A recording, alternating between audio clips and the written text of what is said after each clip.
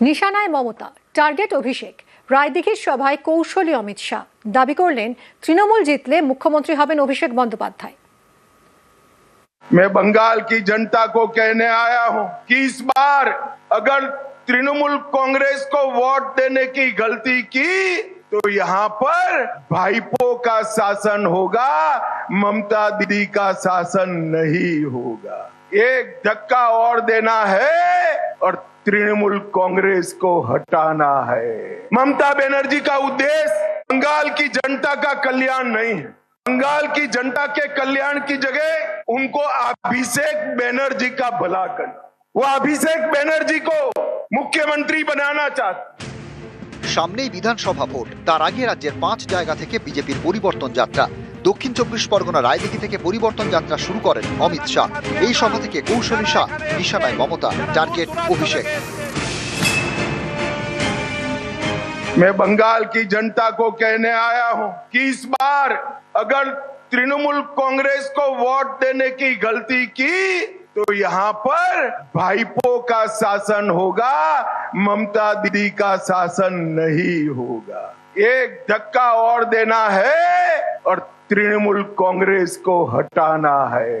ममता बनर्जी का उद्देश्य बंगाल की जनता का कल्याण नहीं है। बंगाल की जनता के कल्याण की जगह उनको अभिषेक बनर्जी का भला करना, वो अभिषेक बनर्जी को मुख्यमंत्री बनाना चाहते। ये परिवर्तन यात्रा है, बंगाल में परिवर्तन करने के लिए निकाली जा रही। वो तो बंगाल की जनता बदलेगी ही, मगर परिवर्तन के मतलब से घुसपैठ से मुक्त बंगाल बनाना, घुसपैठ से मुक्त। परिवर्तन का मतलब है सारी चीजों को बदलकर तृणमूल कांग्रेस की सरकार हटाकर कमल फूल की भारतीय जनता पार्टी की सरकार बनाना। बंगाल एक सीमांत राज्य है, बहुत बड़ी लैंड बॉर्डर है। इसकी सुरक्षा ये तृणमूल कांग्रेस की सरकार नहीं कर। इन्होंने बेरोक टोक घुसपैठियों को घुसाया। अभी तो सिर्फ उनके नाम कट रहे हैं, फिर भी ममता दीदी के पेट में गुड़ गुड़ गुड़ गुड़ गुड़ गुड़ गुड़ होने लगा है। ममता दीदी धैर्य रखो, सिर्फ नाम काटना नहीं, भाजपा सरकार आने के बाद एक एक घुसपैठिए को चुन चुन कर बंगाल के बाहर निकालने का। आपके बंगाल में ये बाबरी मस्जिद फिर से बन रही है, किसकी जिम्मेदारी है? ये हुमायूं कबीर और ममता एक ही थैले के चट्टे पट्टे है, चट्टे पट्टे है। हुमायूं कबीर को योजना पूर्वक बाहर भेजकर बाबरी मस्जिद बनाने का षड्यंत्र ममता बनर्जी ने किया है, जिससे हिंदुओं में नाराजगी न आए। ममता दीदी आप चिंता मत करो, इस राज्य का हिंदू और मुसलमान दोनों आपको जान चुका है। इस बार आपकी विदाई तय। अगर ममता बनर्जी सीए का विरोध न करती तो एक एक बांग्लादेशी शरणार्थी को आज नागरिकता मिल गई हो। हिंदू शरणार्थियों को कहने आया हूं, आपको चिंता करने की जरूरत नहीं है।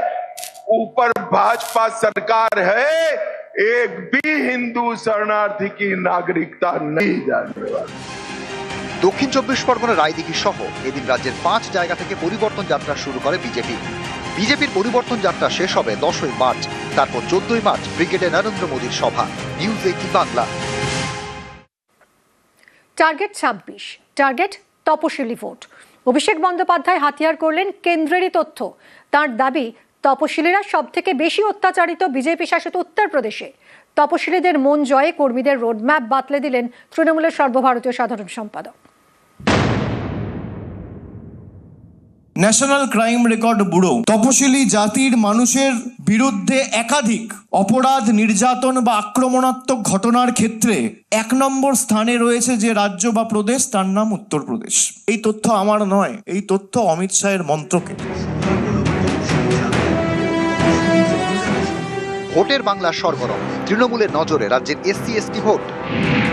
রাজ্যের এসসিদের জন্য সংরক্ষিত আসন 68টি, এসটিদের জন্য 16টি, অর্থাৎ মোট 84টি আসন এসসি এসটিদের জন্য সংরক্ষিত।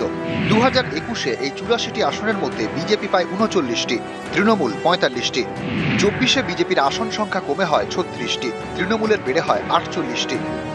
অর্থাৎ এ রাজ্যে এসসি এসটি সংরক্ষিত আসনগুলিতে বিজেপির থেকে এগিয়ে তৃণমূল। তবে ব্যবধানটা বেশি নয়। এবার তৃণমূলের টার্গেট এই ব্যবধানকেই আরো বাড়ানো।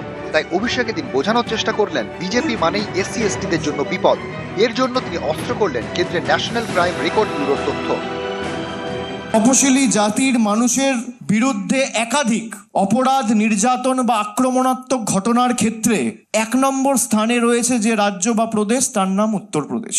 2 নম্বর স্থানে রয়েছে রাজস্থান, 3 নম্বর স্থানে রয়েছে মধ্যপ্রদেশ। জনজাতি মূলবাসীদের ক্ষেত্রে আপনাদের উদাহরণ দিই, এই তথ্য আমার নয়, এই তথ্য অমিত শাহের মন্ত্রকের। 1 নম্বর স্থানে রয়েছে মণিপুর, 2 নম্বর স্থানে রয়েছেন মধ্যপ্রদেশ, 3 নম্বর স্থানে রয়েছে রাজস্থান। দলিত, আদিবাসী, জনজাতি, মূলবাসী, তপশিলীদের উপর দিনের পর দিন অত্যাচার করে, নির্যাতন করে, আক্রমণ করে। তারা আর যাই হোক সমাজের বন্ধু হতে পারে না। যার নেতৃত্বে হচ্ছে সেই কেন্দ্র সরকারের স্বরাষ্ট্রমন্ত্রী বলছেন আম্বেদকরের নাম জপ করা এখন ফ্যাশন হয়ে গেছে। প্রায় 84টি বিধানসভা এমন রয়েছে যেগুলো এসসি এসটি সংরক্ষিত। এই 84টি বিধানসভার দায় দায়িত্ব আপনাদের কাঁধে তুলে নিতে হবে যে এখানে একটা গ্রাম, একটা অঞ্চল, একটা বুথে যদি কেউ বিজেপির পক্ষে ভোট দেয় তাকে গিয়ে বোঝাতে হবে যে বিজেপিকে ভোট দেওয়া আর খাল কেটে কুমির আনা এক। যে তপশিলি ভাইয়েরা, মায়েরা এক বুক আশা আকাঙ্ক্ষা নিয়ে ভোট দিয়েছিল, তারা দেখুক এই বিজেপি তাদের কিভাবে অপমানিত করেছে।